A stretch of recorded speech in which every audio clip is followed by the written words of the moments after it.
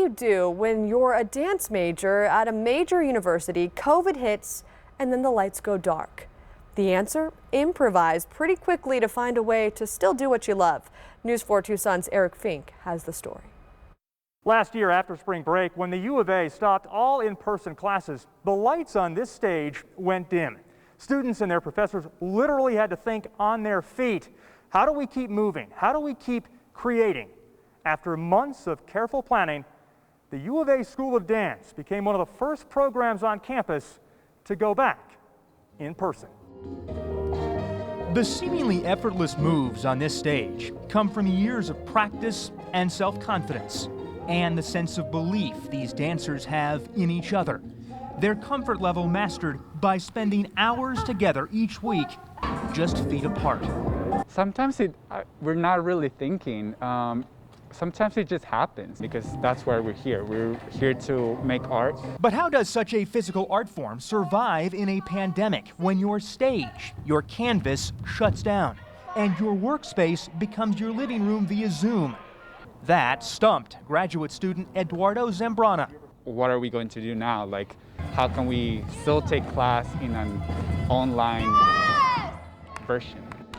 That's where professors Autumn Ekman and just down the hall, Tammy Dyke Compton and her stage left. Straight down S-curve. And I just remember laying down at night, not able to sleep and being like, I have to still teach. How am I going to do this? And how am I still going to give to my students and keep the art form going? We're not going to let dance die at this moment. We have to find a way to pivot in this time because creativity never stops and physicality doesn't stop. So classes went on Zoom for the rest of the semester, where the sequencing and footwork relied heavily on a strong internet connection.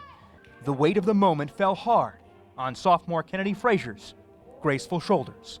I wondered if I'd ever be able to dance on a stage again. Kennedy's fears were put to rest in August, when 5 months after COVID closed the studio doors, students walked back into their element, with masks and social distancing now a required part of class. You're exercising, you're doing strenuous activity, it's difficult to breathe with the mask on.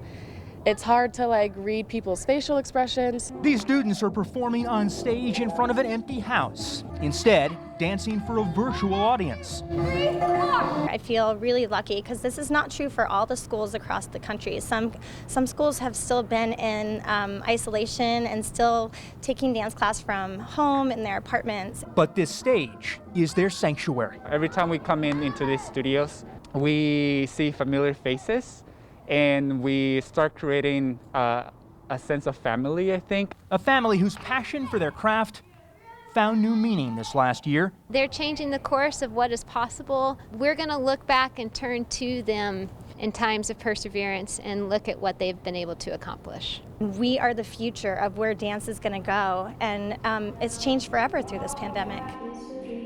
As the music plays and the creativity flows, for these artists, gratitude overpowers the room and is savored with every step. At the U of A, I'm Eric Fink. News 4 Tucson.